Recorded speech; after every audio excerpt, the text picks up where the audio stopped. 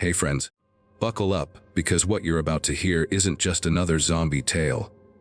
It's the nightmare that turns your blood cold and your heart into a battlefield of hope and despair. Imagine waking up one ordinary morning in a city you once called home, only to realize the streets below your window aren't filled with rushing commuters anymore. Instead, thousands of eyes, cold, calculating, smarter than any human strategist, stare right back at you, planning their next move like chess grandmasters with rotting flesh. This is the story of a heart-wrenching twist on the 2020 survival thriller Alone, where the infected don't just shamble mindlessly. They think, they adapt, they outsmart us all. If you're watching this right now, you're already part of the resistance. Stay till the very end for the twist that will leave you breathless. And if this story hits you hard, do me a huge favor. Hit that like button with all your emotion, subscribe to the channel, and ring the bell so we can keep bringing you these deep, emotional movie breakdowns together. Let's dive in. In the heart of a once vibrant metropolis called Evergreen City, lived a young woman named Mia, just 25 years old, with dreams bigger than the skyscrapers around her. Maya wasn't a soldier or a scientist. She was an ordinary graphic designer who loved sketching cityscapes from her tiny apartment on the 15th floor of an old high-rise in the downtown district. She had soft brown eyes that sparkled with quiet determination, long wavy hair she usually tied back in a messy bun during deadlines, and a gentle smile that could light up the darkest room. Before the outbreak, her life was simple yet full. Morning coffees with her best friend Sarah, evening calls to her parents in the suburbs, and stolen moments with her boyfriend Alex, who worked as a paramedic and always joked about saving the world one patient at a time. But that world ended in a single night when the virus hit. It started with the news reports a mysterious plague spreading through the water supply, turning ordinary people into something different.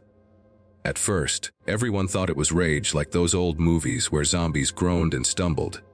But no, these weren't dumb creatures. The virus rewired their brains, amplifying neural pathways until their IQs skyrocketed beyond genius level.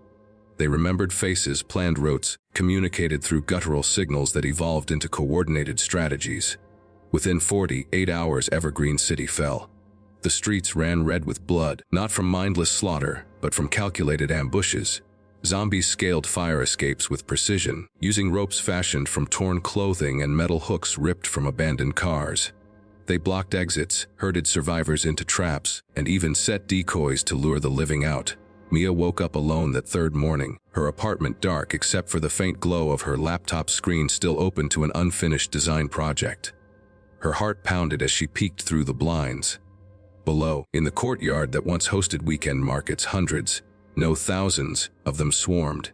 Their skin was pale and torn, eyes glowing with an unnatural intelligence, mouths twisted in snarls that almost looked like calculated grins.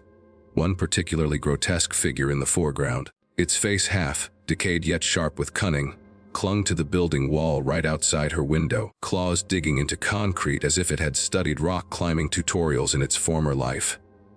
Blood smeared the walls like war paint, and far below, the horde moved in formations, some dragging bodies to feed others scouting perimeters with eerie patience. Tears streamed down Mia's face as memories flooded her. Just 2 days ago, Alex had called from the hospital, his voice cracking, "Mia baby, it's bad. They're not dying, they're evolving. Get to the roof if you can. I love you." Then the line went dead. Sarah had texted a single emoji, a broken heart, before her phone went silent forever. Maya's parents, she didn't even know if they made it out of the suburbs. Now, she was truly alone, just like the title of that 2020 movie that had once seemed like distant fiction. But this was real. Her hands trembled as she barricaded the door with her couch, fridge, and every heavy book she owned. "I can't give up," she whispered to herself, voice breaking. "Not yet. There has to be a way." A days blurred into a nightmare of isolation. Mia rationed her canned soup and bottled water, sketching survival plans on scrap paper with the same pencils she once used for logos. She watched from her window as the super, intelligent zombies transformed the city. They weren't random, a group of them, former engineers, she guessed, built makeshift ladders from street signs and scaffolding, climbing the adjacent building with synchronized movements.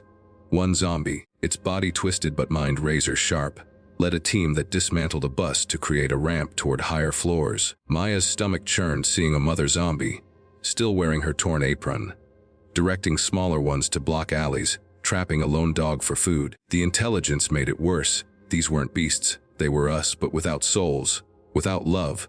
Emotionally, Mia broke every night.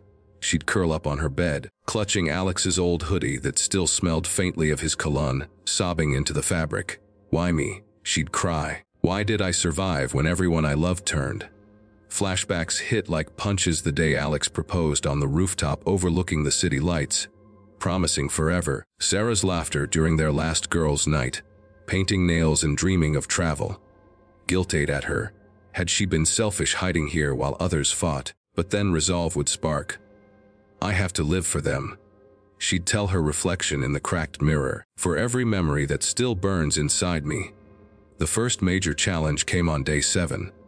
The zombies had mapped her building. Maya heard scratching, not frantic but deliberate taps, like Morse code testing weak points. She froze as a shadow passed her peephole.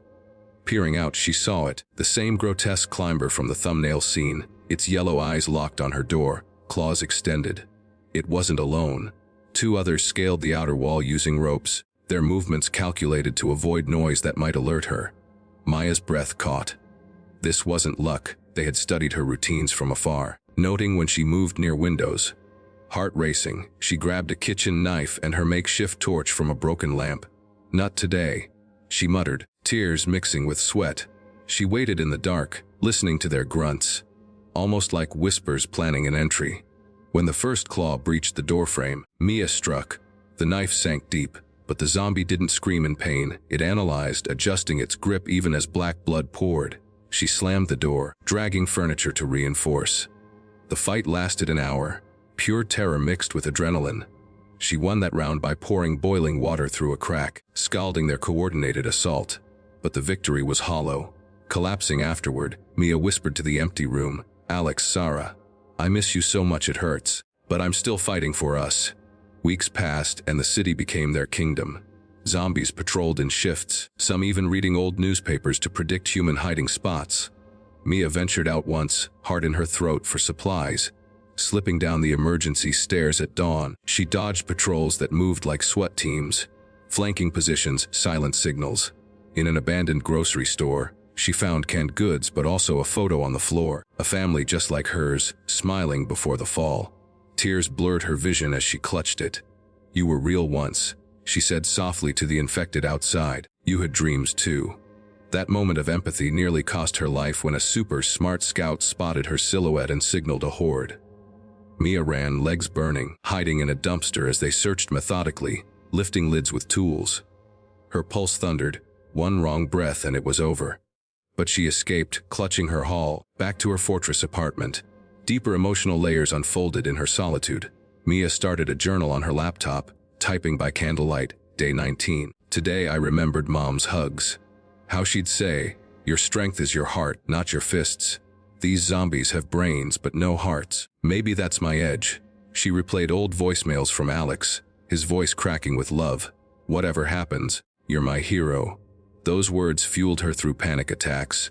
When the walls felt like they closed in and the scratching outside grew louder, she even hallucinated conversations with Sarah, laughing through tears about silly inside jokes, keeping her sanity alive. Then came the biggest challenge, the building siege.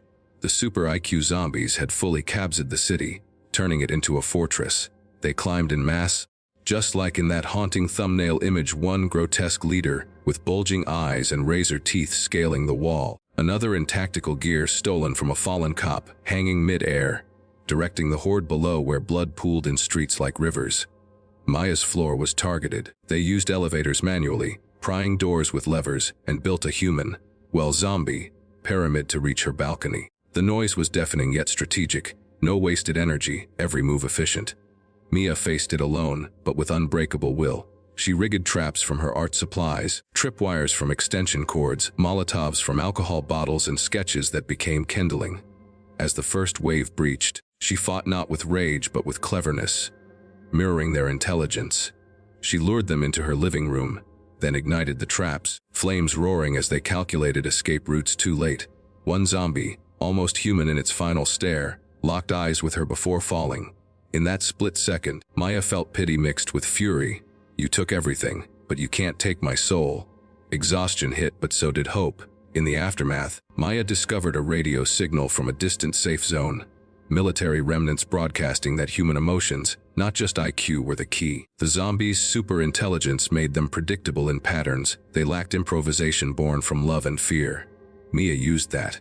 She recorded her voice, playing messages of lost loved ones on speakers to confuse their calculations, buying time to descend via a hidden fire escape. The climax unfolded over heart-stopping hours. Climbing down the very walls the zombies had claimed, Mia dodged their grasps, hands like the ones in the image reaching out, claws scraping concrete inches from her. Below, the horde surged, but she remembered Alex's words, "Run for us." Tears streaming, she reached the ground, weaving through blood-soaked streets where bodies of both sides lay. A final challenge, the lead zombie, the one with super cunning eyes, cornered her in an alley. It spoke, not words, but a calculated grunt that almost mimicked her name. Mia didn't panic. She used her last flare, signaling rescuers while stabbing with emotional precision. The knife driven by every memory of love, she escaped, not just physically, but spiritually. Reaching the safe zone at dawn, Mia collapsed into the arms of other survivors, whispering, "I was alone, but never truly. My heart carried me through." To friends, that's the emotional core of this story. How one young woman's unbreakable spirit outsmarted an entire city of super IQ zombies. In a world where brains ruled the dead, it was love, memories, and raw humanity that won. The inspiring message: no matter how dark the takeover, how intelligent the enemy, your inner light, your connections, your resilience, can reclaim hope. We humans aren't just survivors, we're fighters with souls that no virus can steal. If this retelling moved you to tears or fired you up, please like the video right now. It helps more than you know. And subscribe for weekly deep dives into thrillers like Alone 2020 with these emotional twists. Drop a comment, what would you do if super IQ zombies captured your city? Share your thoughts, and let's build this community stronger. Until next time, stay safe, stay human, and remember, Mia survived, so can you. See you in the next video.